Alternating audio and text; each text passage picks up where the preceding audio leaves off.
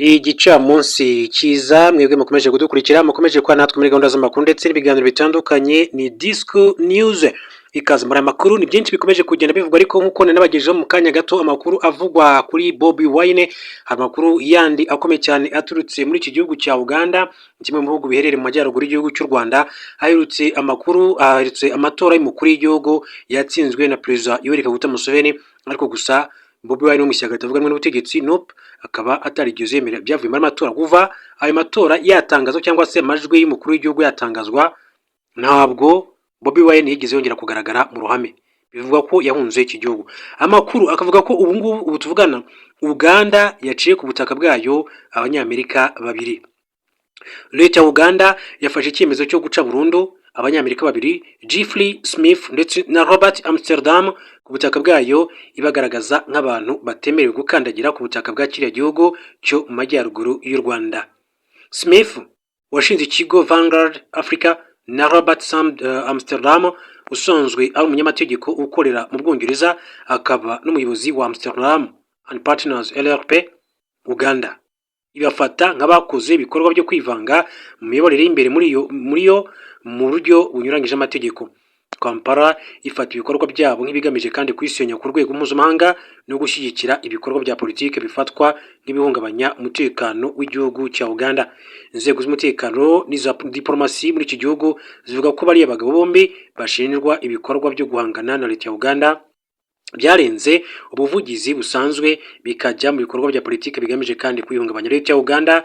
Kandi ivuga ko Smith ndetse na Amsterdam bagize uruhare mu gushishikariza guverinoma z'amahanga, ibigo mpuzamahanga by'imari n'imiryango mpuzamahanga guhagarika cyangwa se kugabanya inkunga byaha kiriya gihugu, ibyafashwe nk'ibikorwa byo gusenya ubukungu bigamije kandi kugabanya iterambere, icyizere cy'abashoramari mu bufatanye mpuzamahanga.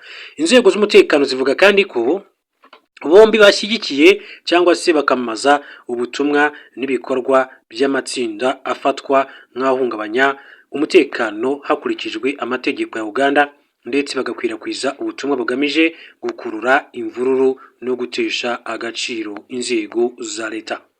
Banashinjwa gukwirakwiza amakuru afatwa nk'amabi, asebanya kandi ashishikariza imvururu ku bijyanye na Uganda binyuze mu bitangazamakuru mpuzamahanga no ku mbuga nkoranyambaga. Iyo Kampala ivuga ko ari ubukangurambaga bwateguwe bugamije guharabika isura y'igihugu ku rwego mpuzamahanga. Abategetsi ba Uganda banavuga ko Smith na Amsterdam bashyigikiye cyangwa se basabira ibihano abayobozi ba Uganda, ndetse bakaba barashishikarije iperereza mpuzamahanga ririmo no kohereza imanza mu rukiko mpuzamahanga mpanabyaha rwa ICC. Ku ruhande rwabo, Smith ndetse na Amsterdam bahakanye ibyo bashinjwa, bavuga ko ibikorwa byabo bigamije kurengera uburenganzira bwa muntu, demokarasi n'iyubahirizwa ry'amategeko.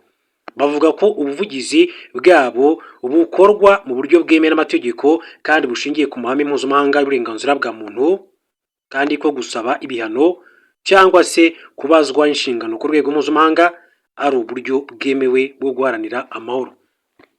Ni byakomeje kugenda bivuga kuri abagabo bombi. Hanyuma Perezida Felix Tshisekedi yerekeje i Washington DC muri Leta Zunze Ubumwe za Amerika kuri uyu wa gatatu itariki ya 4 Gashyantare. Perezida wa Leta Zunze Ubumwe za Repubulika ya Demokarasi ya Congo Felix Antoine Tshisekedi Tshilombo yageze Washington muri Leta Zunze Ubumwe za Amerika, aho yitabiriye amasengesho yo gusabira igihugu azwi cyane muri Amerika nka National Prayer Breakfast aba ku nshuro ya 74. Buri mwaka iki gikorwa gihuza abayobozi ba politiki, abayobozi b'amadini, abafata ibyemezo mu by'ubukungu, abantu bakomeye muri societe civile baturutse hirya no hino ku isi.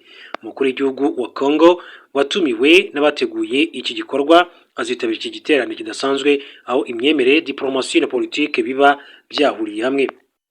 Aya masengesho yo gusabira igihugu ndetse no gusangira ifunguro ateganijwe kuwa 4 itariki ya 5 Gashyantare azaba ayobowe n'abagize inteko ishinga amategeko ya Leta Zunze Ubumwe za Amerika. Mu myaka ibarirwa muri za mirongo, aya masengesho yigaragaje nk'igikorwa kibanga ariko cy'ingenzi ku ngengabihe ya politike mpuzamahanga, gitanga uburyo bwiza bwo kungurana ibitekerezo hagati y'abayobozi n'abavuga rikijyana ku rwego rw'isi. Usibye amasengesho, biteganyijwe ko Felix Tshisekedi azakorana inama ndetse n'ibiganiro n'abayobozi batandukanye. By'umwihariko umuyobozi watavuga rumwe n'ubutegetsi muri Congo Martin Fayulu nawe yageze mu murwa mukuru wa Amerika kuwa mbere itariki ya 2 Gashyantare ajyanwe no kwitabira aya masengesho. duhindire ingingo mbabwire ko mu yandi makuru ati ibyo kuba dukorana na leta y'u Rwanda ati nari nzi ko buri wese abizi. Ni Oscar Balinda umuvugizi wungirije wa mama 23. Umutwe wa mama 23 wemeje ko imikoranire u Rwanda ruheruka kuvuga ko rufitanye nawo mu by'umutekano uriho ndetse ko impande zombi zikorana ku manywa y'ihangu. Byemejwe n'umuvugizi wungirije w'uyu mutwe Dr Oscar Balinda mu kiganiro yahaye kimwe mu bitangazamakuru ikorera mu gihugu cy'u Rwanda Bwiza. Nyuma y'uko mu cyumweru gishize ambasaderi w'u Rwanda muri Leta Zunze Ubumwe za Amerika Mathilde Mukantabana yemeje ko u Rwanda na mama 23 bakorana mu by'umutekano bijyanye no kuba impande zombi zihuriye ku nyungu yo kurinda abatutsi bamaze igihe kandi bibasirwa n'umutwe wa FDLR n'indi mitwe y'intagondwa ishyigikiwe n'igisirikare cya Repubulika ya Demokarasi ya Kongo.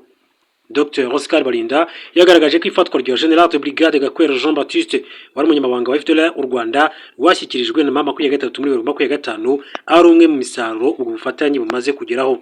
Ati ibyo bintu nari nzi ko buri wese abizi, none se iyo dufashe General Gakwera tukamuha igihugu cy'u Rwanda ubwo ntituba dukorana?